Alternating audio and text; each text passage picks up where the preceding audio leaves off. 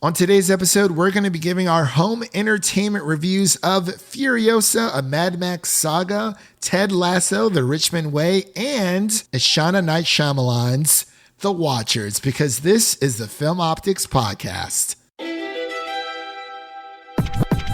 I'm vengeance. That's all it is, man. A leap of faith.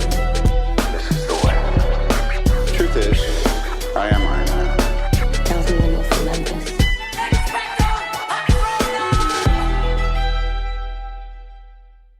Hello, critics, non-critics, and friends. Welcome to the Film Optix podcast, where we take a glance into blockbusters, indie films, and everything in between. I'm your host, Christian, and today I'm riding solo yet again as I'll be doing another 4K Blu-ray review roundup of 3 titles on the docket.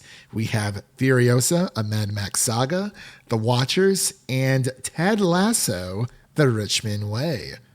But before we begin today's episode, you can listen to our podcast on podcast platforms around the internet. That includes Apple Podcasts, Spotify, Google Podcasts, and more. And if you are a new or seasoned listener to the show, we would love to hear from you guys. Follow us on Instagram, Twitter, and Threads at Film Optix. That is Optix with an X. Or you can email us at filmoptix@gmail.com for any movie-related questions. And also, you can send us a text message by opening up the show notes on whatever podcast platform that you're listening to. Literally at the very beginning of the show notes, right underneath this episode, it says, send us a text message.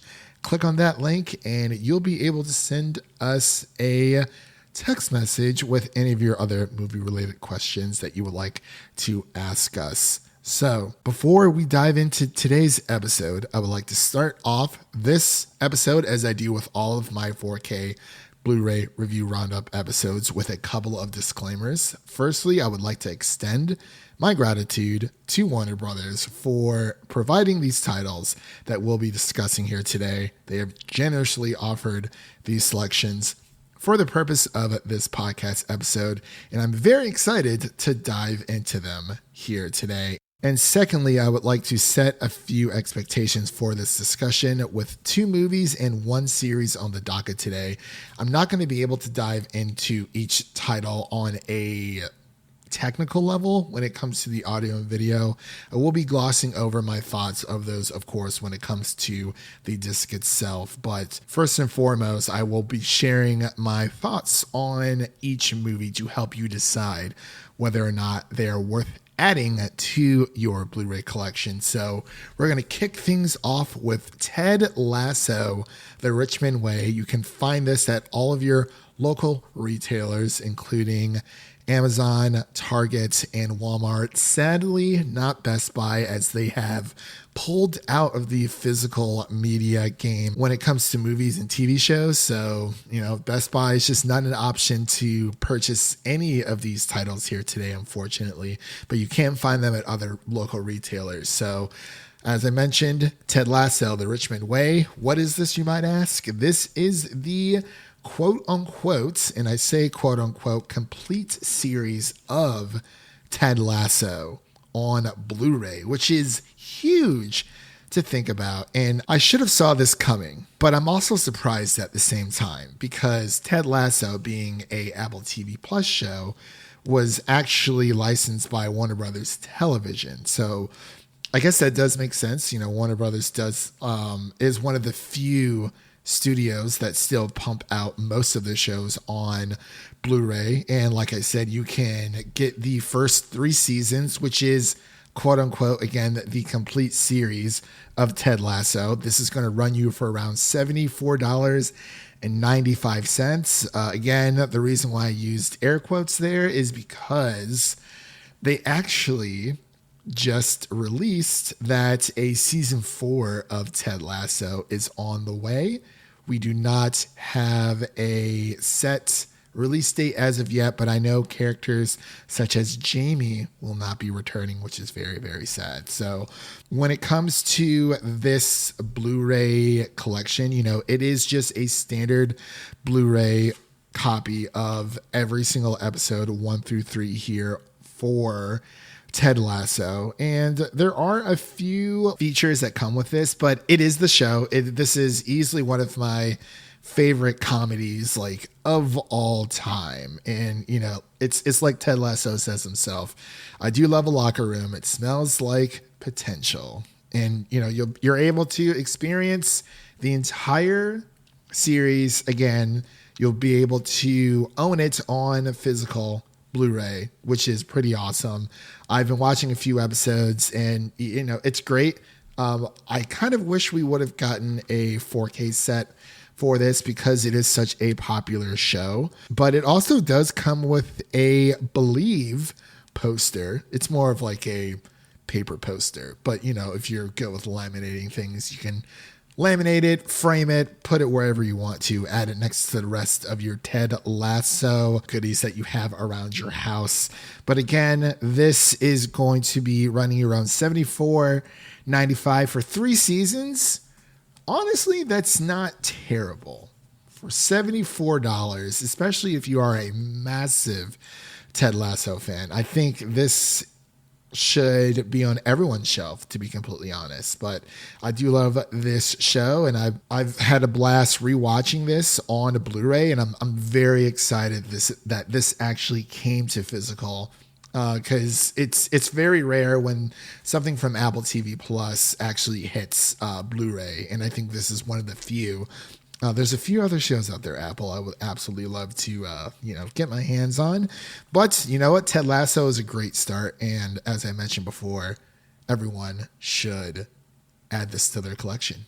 And honestly, the only thing that I wish that would have made this Ted Lasso package a little bit better is if we would have gotten a digital code with it. Because for $75, I do feel like this is worth picking up.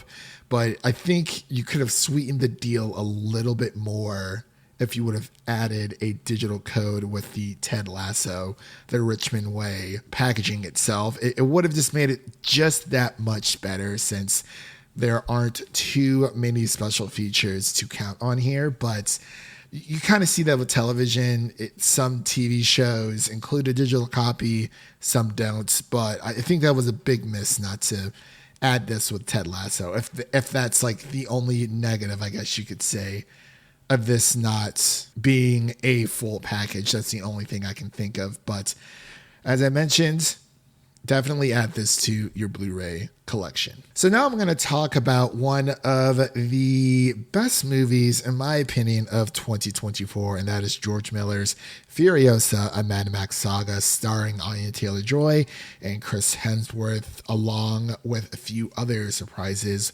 within this movie. We actually did cover this film on the podcast, so I'll actually link our Furiosa review in the episode notes of this podcast. But I think this is amazing that George Miller was able to return to give us this prequel story for Furiosa. Again, Furiosa was played by Anya Taylor-Joy. I think she did a phenomenal job in this role. Chris Hemsworth played the crazy, kooky villain that wasn't Thor, but he also still rocks that red cape, which was pretty interesting. But this film was shot on location, of course, in the lands of Australia, as are all of the Mad Max movies, which is actually pretty cool.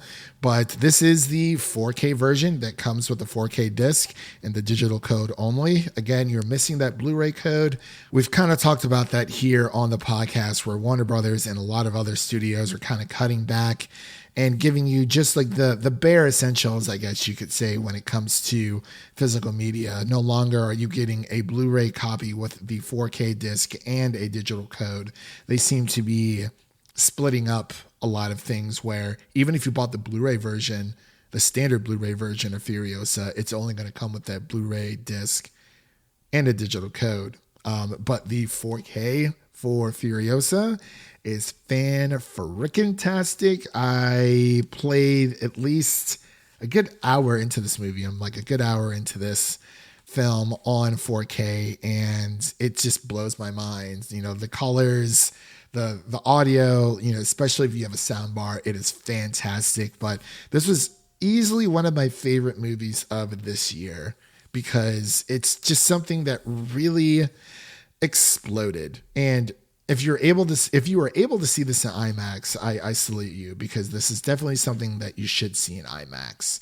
And I do remember us reviewing this and Devin and I giving it high praise for sure. And I would love to see George Miller continue this trend with either other characters from the Mad Max Saga or just something entirely different. But I believe that Furiosa is a perfect companion piece to Mad Max Fury Road, and you should definitely, without a doubt in my mind, add this to your Blu-ray collection. And also, before I forget, you can actually buy Furiosa for $29.95. That is a solid $30 for the 4K digital code.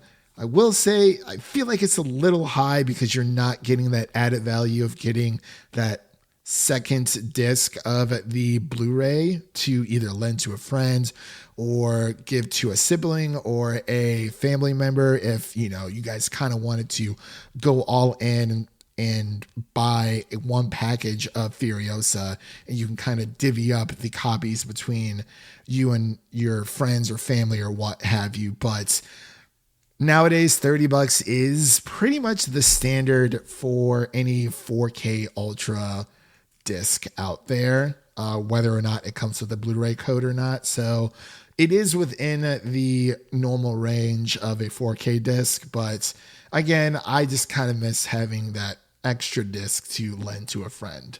And for our final Blu-ray review, I actually watched this the other night. It's my first time watching this movie. This is from Ishana Night Shyamalan. Yes, that is M. Night Shyamalan's daughters, one of his two daughters, I believe. So Ishana Night Shyamalan directed her first film ever. This is her directorial debut. It is called The Watchers, and it is going for $27.95, so just shy of $30. Again, you're getting that 4K disc and digital code like you are with Furiosa. There is no Blu-ray disc available for this. And I remember seeing the trailer for this movie, and I was pretty intrigued. I don't know what it is about the Shyamalans, but they really know how to rope you in when it comes to a movie trailer. And I was like, oh my gosh, this looks so interesting. And, you know, it's Ishana's directorial debut. So, you know, let's see what this is all about. And I was sitting there watching it. Wasn't expecting too much, if I'm being completely honest with you. But I was somewhat surprised. Like, there were parts of this movie where I was like, hey, you know, this is pretty interesting. For a directorial debut, I feel like Ishana Night Shyamalan delivered a decent effort of a film, with this being her first movie that she's ever directed. While I loved the premise, I felt like the film could have benefited from more development, if I'm being completely honest. I wish there had been more focused on the Watchers. I'm not going to tell you who the Watchers are if you decide to watch this movie, but I also wish that there was more of a deeper exploration of their backstory, because towards like the last 20 to 30 minutes of the movie, in my opinion, is when the movie actually starts to get good. And despite everything I just said, despite me wishing that there was a deeper exploration for the backstory of the Watchers, I feel like Dakota Fanning and Olwen Fury, I believe that's how you pronounce her last name, stood out as the highlights of this film for me.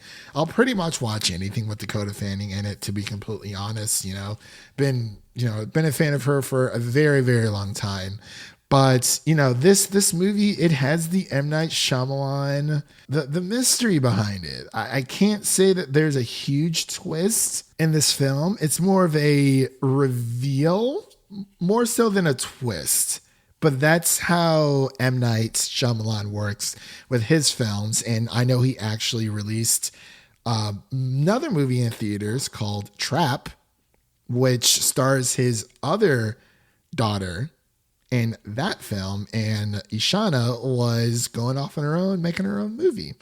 And I think that's pretty awesome. But again, this movie, I don't know if I ever watch it again, but I would definitely watch it with someone who's never seen it just to get their reaction. Because I feel like they could have dug so deep into this film with the lore of the Watchers and what's really going on.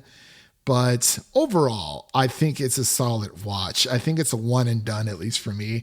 If you haven't seen this, 9 times out of 10, just like Furiosa, it'll probably hit HBO Max, aka Max, if it hasn't already, because I think the mystery does its job. It's just the reveal just takes a little bit too long, and there's a lot of things with this movie that I wish they could have done a little bit differently. But again, overall, for a directorial debut, I think Ishana delivered a decent effort for this movie. And again, like I mentioned, you're getting a digital code and the 4K disc for this film. No Blu-ray in sight. There are a few special features that come with this.